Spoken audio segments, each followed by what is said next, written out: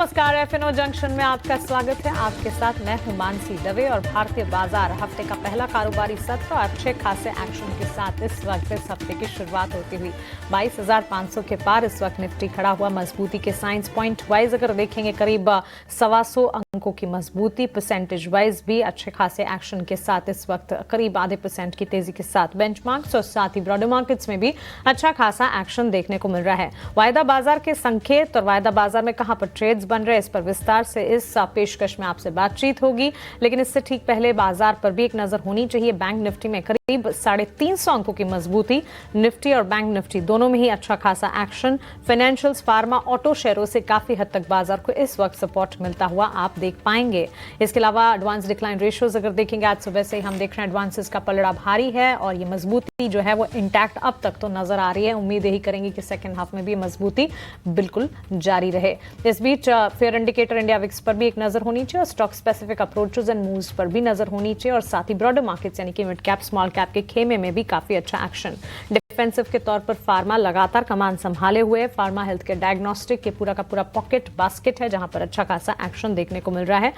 Larger pharma players या फिर health care laboratory diagnostic space में भी अच्छी खासी मजबूती के साथ ही कामकाज देखने को मिल रहा है। इसके अलावा खबरें भी ढेर सारी और इस खबर का असर है जो कि तमाम स्टॉक्स पर रिएक्शन के तौर पर क्लियरली नजर आ रहा है। On the face of it बाजार की चाल अच्छी मजबूती के साथ देखने को मिल रही है। आइए वायदा बाजार की चाल की तरफ आगे बढ़ते हैं और हर रोज की प्रथा की तरह एफएनओ जंक्शन में कल हमारे साथ जो एक्सपर्ट जुड़े थे उनके रिपोर्ट कार्ड से शुरुआत करेंगे। उसके बाद आज के बाजार के जानकार, बाजार के एक्सपर्ट को भी जोड़ेंगे और आज की स्ट्रैटेजी उनसे समझेंगे। लेकिन सबसे पहले कल के जो एफएनओ ट्रेड्स थे, चंदन तापड़िया हमारे साथ जुड़े थे, उनके रिपोर्ट कार्ड से शुरुआत करते हैं।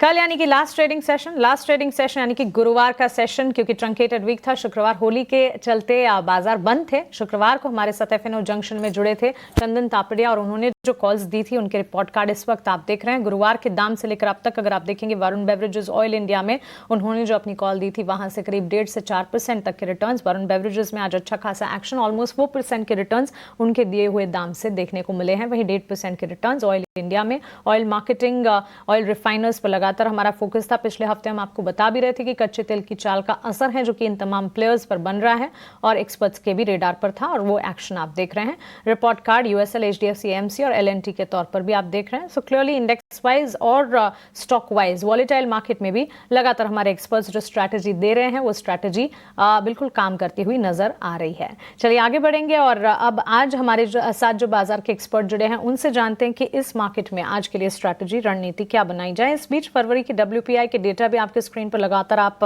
देख रहे हैं। हम लगातार सारे के सारे डेटा पॉइंट्स आपके लिए फ्लैश कर रहे हैं। WPI 2.31 से बड़ा है 2.38% पर ऑन अ मंथ बेसिस जाता हुआ देखने को मिला है। सारे के सारे आंकड़े आपके स्क्रीन पर लगातार हम फ्लैश करते जाएंगे एज एन हाउ दे कम। लेकिन रेलिगेयर ब्रोकिंग से अजीत मिश्रा हमारे साथ जुड़ गए हैं। अजीत, गुड आफ्टरनून, स्वागत है आपका ET नाउ स्वदेश पर। शुक्रिया अपना समय देने के लिए। अच्छे ग्लोबल संकेत जिसका साथ हमें मिल रहा है, भारतीय बाजार की भी अपनी तेजी है जो कि हम देख रहे हैं। क्लियरली थर्सडे सेशन में जिस तरह के संकेत या पिछले हफ्ते जिस तरह के संकेत थे वहां से इस हफ्ते की शुरुआत बेहतर होती हुई कैसे देख रहे हैं आप मार्केट को? स्ट्रैटेजी क्या बनाएंगे? शुक्रिया मानसी। तो मानसी बिल्कुल देखिए, अभी तक तो सब कुछ ठीक दिख रहा है मार्केट में कि लास्ट वीक कंसोलिडेशन का वीक रहा। करीब आधी % के कट निफ्टी और सेंसेक्स में हमने देखे थे। मुझे लगता है कहीं ना कहीं मानसी जो कि नेगेटिविटी ऑफ लेट हमने देखी फ्रॉम द यूएस मार्केट, जिसके डिक्लाइन को डाइजेस्ट कर पाए हम लास्ट वीक, और अभी भी हम कहीं ना कहीं एक रेंज में, एक दायरे में फंसे हुए देख रहे हैं इंडेक्स को, जहां पे कि जो पहला हर्डल है 22,600 का, अगर 20 दिन का एक्सपोनेंशियल मूविंग एवरेज जो कि पहला रेजिस्टेंस अगर हम मार्केट के लिए कहें जो कि क्रिटिकल रेजिस्टेंस है, उसी लेवल के अराउंड जैसे कि आज भी हमने अटेम्प्ट किया, वहां से प्रॉफिट टेकिंग देखने को मिली। मुझे लगता है कि एक कंसोलिडेशन अच्छी बात है, बट जब तक एक डिसाइसिव ब्रेकआउट नहीं होगा तब तक यहाँ पे नेक्स्ट लेग के लिए तैयार होना मार्केट के थोड़ा सा मुश्किल होगा। तो मेरे राय में यहाँ पे टोन पॉजिटिव है, बट क्योंकि अभी भी रेजिस्टेंस इंटैक्ट है, इंडेक्स में ज्यादा एग्रेसिव पोजीशनिंग अभी थोड़ी सी अवॉइड करनी चाहिए। जब भी आप 22,600 को ब्रेक करते हुए देखेंगे मार्केट में, तब एक अच्छा मूव करीब 350-400 पॉइंट तक का मूव जो कि इंडेक्स को करीब 23,000 तक लेके जाए, उस तरीके का पोटेंशियल दिखेगा। बट अभी क्योंकि आप बहुत नजदीक हैं तो रिस्क टू रिवॉर्ड आपके फेवर में नहीं है कि यहाँ पे आप लॉन्ग पोजीशन को क्रिएट करें। बैंकिंग काफी क्रिटिकल होगा इसकी परफॉर्मेंस। वहां पे भी हम देख रहे हैं कि शायद मैं कहूँ कि एक लौता सेक्टर ऐसा है जो कि अभी मार्केट को हेल्प कर रहा है इस पूरी गिरावट को कैप करने में। 48,600 वो एक बहुत इंपॉर्टेंट लेवल रहेगा बैंकिंग इंडेक्स में, 20 दिन का एक्सपोनेंशियल मूविंग एवरेज। जब ये दोनों चीजें कोइंसाइड करेंगे मानसिक, जब आप 22,600 को निफ्टी में और 48,600 को बैंकिंग इंडेक्स में, बेस्ट बाय सिग्नल होगा ये ट्रेडर्स के लिए, जो कि इंडेक्स को करीब 300-400 पॉइंट तक की रैली इन निफ्टी और करीब 700-800 पॉइंट की in the banking index. But as of now अभी रिस्क रिवॉर्ड फेवरेबल नहीं है, तो इंडेक्स में कोई अवॉइड करें, स्टॉक स्पेसिफिक रहें। Totally we hear you there and इत्तेफाक रखती हूँ इस बात से अजीत में आपकी। क्लियरली हम बाजार में शुरुआती मजबूती देख रहे हैं, लेकिन एहतियात अब भी बरतनी है। Index wise wait and watch का ही नजरिया हमारे एक्सपर्ट की तरफ से आपको मिल रहा है। इंपॉर्टेंट लेवल्स जो हैं उन्हें टच बेस करने देते हैं, उसके बाद इंडेक्सेस पर कोई रणनीति जरूर बनाएंगे। इस वक्त बाजार में इंडेक्स जो ये परफॉर्मेंस दिखा रहे हैं, इसे एक बार वॉच आउट करना है, ये राय आपको मिलती हुई। लेकिन चलिए फिर स्टॉक स्पेसिफिक मूव्स पर अगर गौर करना है तो स्टॉक स्पेसिफिक मूव्स का ही जिक्र कर लेते हैं और शुरुआत करते हैं एफएनओ में ताजा खरीदारी वाले कैंडिडेट से, एफएनओ लॉन्ग्स बिल्टअप से।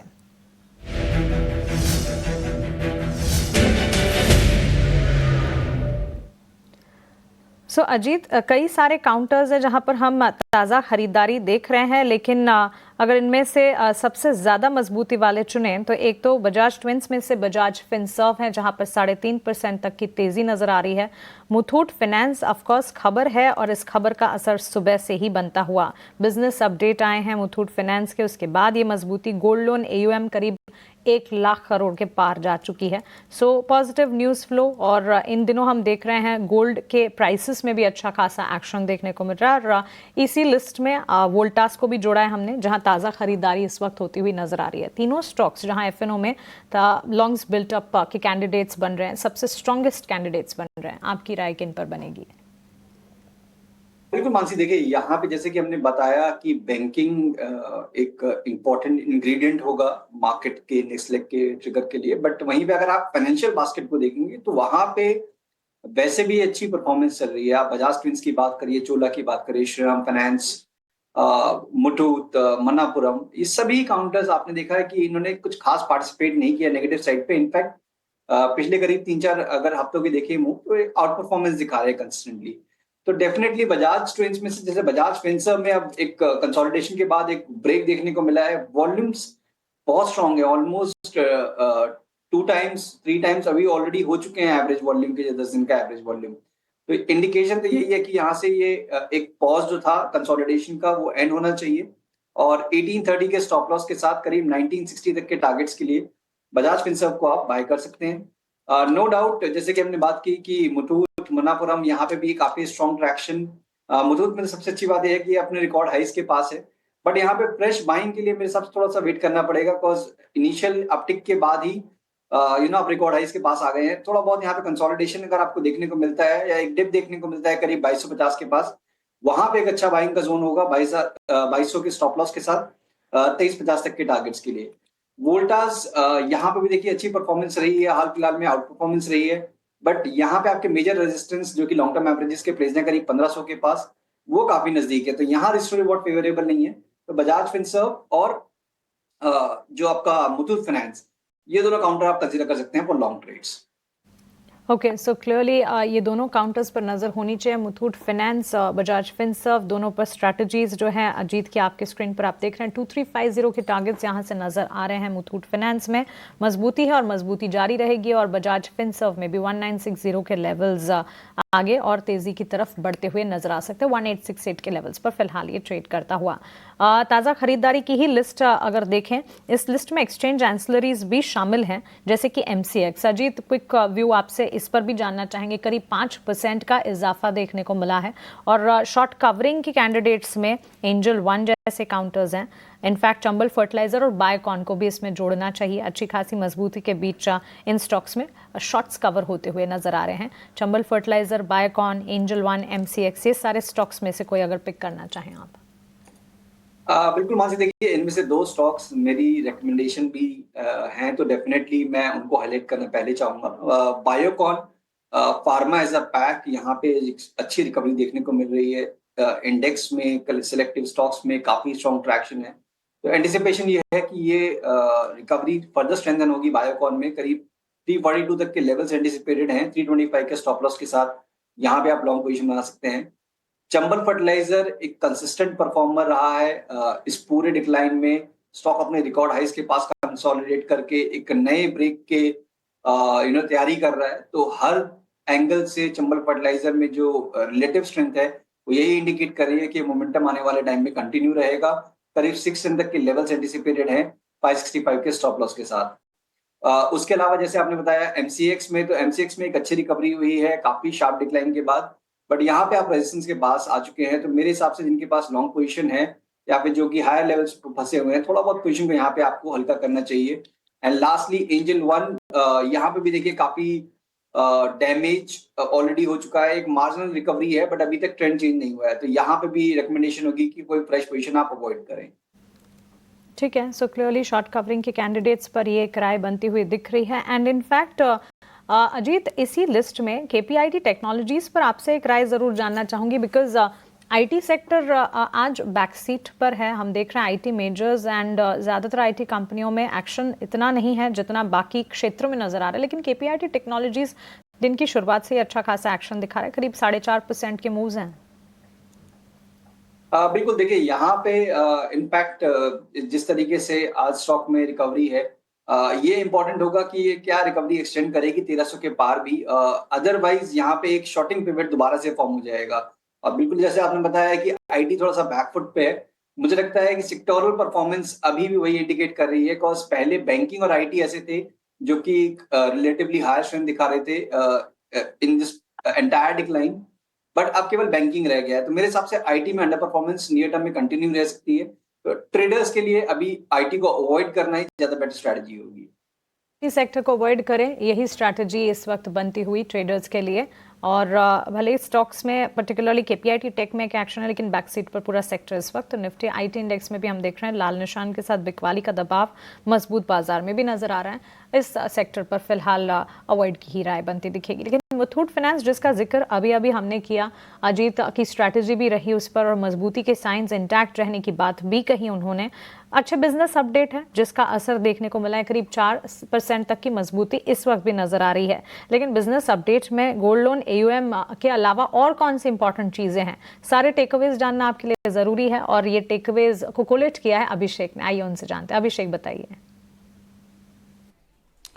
बिल्कुल, निश्चित तौर पर सोने में जो तेजी हो रही है, हम रिकॉर्ड भाव देख रहे हैं, ना सिर्फ एमसीएक्स पर बल्कि अंतर्राष्ट्रीय बाजार में भी $3000 के ऊपर के भाव निकल गए हैं। और कई ब्रोकरेज हाउसेज ऐसा मान रही हैं कि ये भाव जो है ये $3500 तक भी जा सकता है।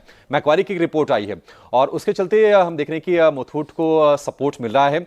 और मुथूट फाइनेंस की तरफ से एक अपडेट आया है कि जो गोल्ड लोन का जो एयूएम है, यानी कि एसेट अंडर मैनेजमेंट है, वो 1 लाख करोड़ रुपए के भी पार निकल गया है। और ईयर ऑन ईयर यानी कि सालाना आधार पर जो राइज है वो है करीब करीब 34-35% के आसपास की।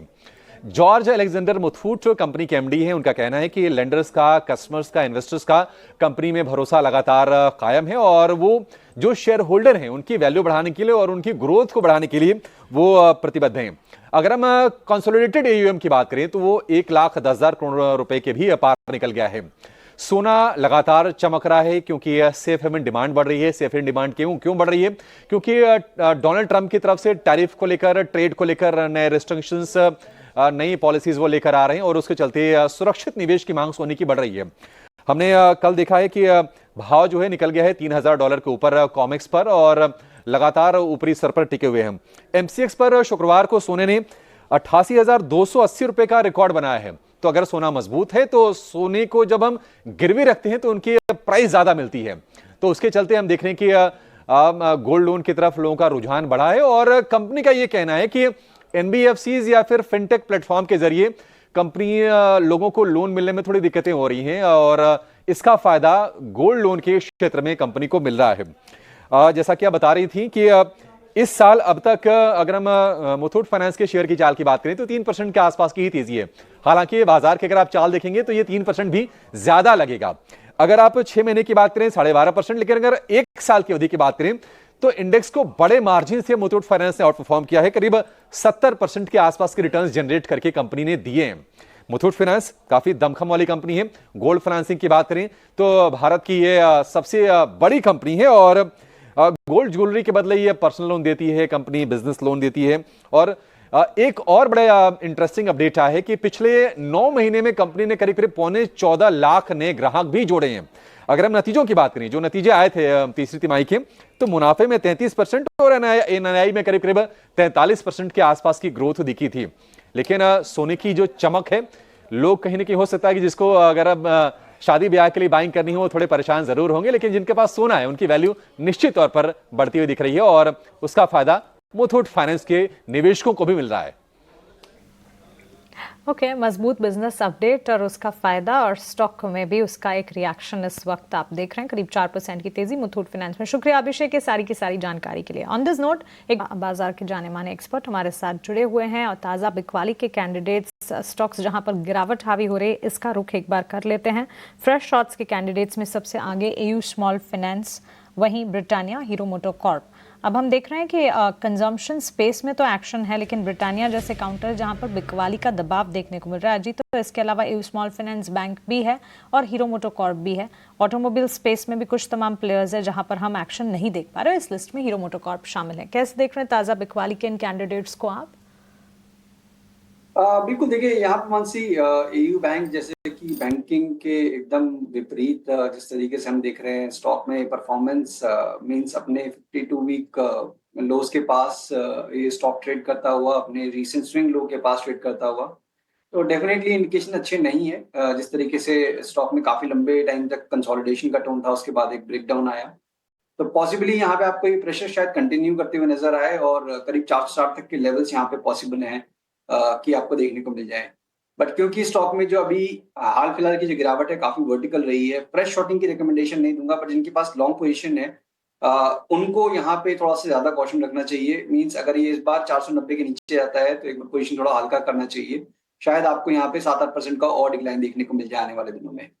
अब आते हैं दूसरे कैंडिडेट्स जो आपके ब्रिटानिया और हीरो मोटोको में। तो देखिए एफएमसीजी एज अ बास्केट यहाँ पे भी एक कंसिस्टेंट स्ट्रगल चल रहा है कि बार बार आप एक रिकवरी का अटेम्प्ट देखते हैं, बट उसके बाद वो यूजुअली मूव फिजल आउट हो रहा है।